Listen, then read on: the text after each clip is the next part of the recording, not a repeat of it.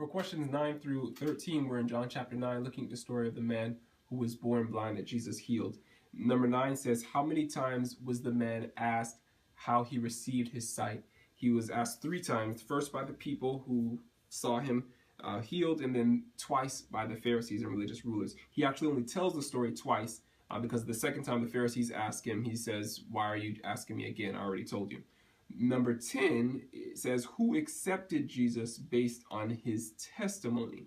Now, there's a little room for debate on this. Verse 16 says, some of the Pharisees said, this man is not from God, talking about Jesus, for he does not keep the Sabbath. But others asked, how can a sinner do such miraculous signs? So they were divided. So there was a division among them, but it doesn't explicitly say that anyone actually believed or accepted Jesus based on the man's testimony. So the answer, if you want to be strict, is really only one person, the man himself. No one else believed in Jesus based on his testimony, regardless of if they believed his testimony or not. Number 11 says, why do you think this experience was so effective in establishing the man's faith in Jesus, but no one else? Now, this is a very important point, very interesting, I think.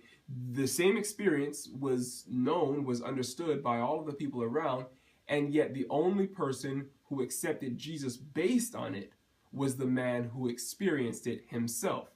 All of the others had all of these questions, had these doubts, had, well, yeah, that seems reasonable, but the man comes out fully confident in Jesus and believes exactly who Jesus says he is, and then when Jesus tells him he's the Messiah, the man says, I believe, and worships him.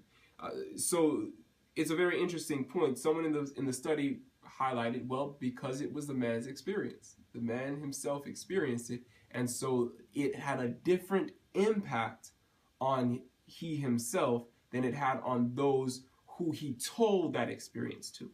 I think that's a very important point, that the experience of the man himself had a different impact on him than on the people who he told that experience to.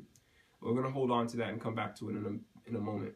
Number 12 says, what argument did the man use to prove that Jesus was from God? Now, this is a very important point here, I think, as well. The man says, in verse 30, the man answered, now that is remarkable. You don't know where he comes from, yet he opened my eyes. We know that God does not listen to sinners. He listens to the godly man who does his will. Nobody has ever heard of opening the eyes of a man born blind. If this man were not from God, he could do nothing. And this is classic logic here. He's arguing, saying if this man were not from God, he could not do what he has just done. It's a very strong argument. Obviously, if he weren't from God, how could he open the eyes of a man born blind, since it never happened from the foundation of the world? That's the argument. The Jewish leaders, number 13 says, the Jewish leaders had no argument in response. They had no way to counter this argument, but still they rejected Jesus. Why do you think this is? So we see here now is an argument on the table. They have no way to refute it, and yet still they reject Jesus. Now, earlier in chapter 7, we did the video we just looked at, we saw a number of arguments going back and forth, and people staying basically implying that the reason they weren't believing in Jesus was because of these arguments, because they're not going to follow just the feelings and the emotions and the experience of the foolish people in chapter 7. They're going to go by reason and by logic and by evidence. But we see here, reason, logic, evidence thrown out the window, and yet still they reject Jesus. And so what is the basis of their rejection now? I want to highlight the man has 2 things to stand on. He has his experience, as we saw. That's why he so firmly seems to believe in Jesus. But also, equivalently, in his other hand, he has logic. He has reason. He has this argument that he put forth as to why he believes in Jesus. I think this gives us a very beautiful picture of how the Bible teaches that God wants us to accept, what God wants us to base our faith on. Neither exclusive to the other. He doesn't want us to accept him on experience alone, because experiences it's a very subjective thing, and experiences can be faked. Satan can give us experiences that lead us a direction. But our experience must be put hand in hand with reason, with logic, with evidence. You remember the Bereans, they were commended because they didn't just take the word of Paul, they didn't just take the experience, and they probably saw miracles done or heard of miracles being done by the apostles. But they didn't take just the experience, they took the experience as well as they searched the scriptures daily. They put reason, evidence, logic into the equation, and combining experience with logic, with reason, with evidence, that's what they base their faith on.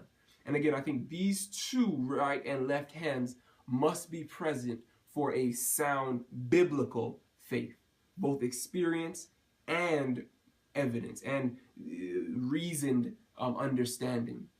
And I think this is why the Pharisees rejected Jesus. They actually rejected him because they not because of reason, not because of logic, but because their experience was telling them he was a threat to them.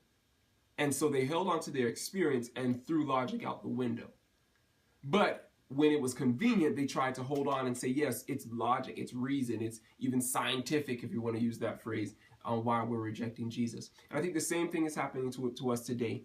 We have the creation evolution debate where many are trying to say they're holding on to philosophy, say they're holding on to science, say they're holding on to reason as to why they're rejecting God. But the thing is, that's not how anyone, any human accepts truth. All of us accept truth based on both reason as well as experience. If you say you love someone, if you say you believe that someone loves you, that's not scientific. There's no test tube to tell you that. You did that based on what you've seen, what you've heard from them. Yes, there is some element of reason, element of logic, but also you base it just on your experience.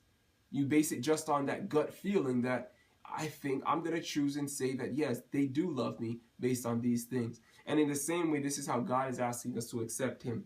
Not one exclusive to the other, both based on our experience, based on because I know what God has done for me. I know that God has heard my prayer when I've called on him. I've seen God do miraculous things in my life. You may not believe it based on my experience, just like they didn't believe based on the man's experience, but I have to put some confidence in that experience, as well as I have logic, as well as I have reason, as well as I have evidence to put with that experience and to base my faith.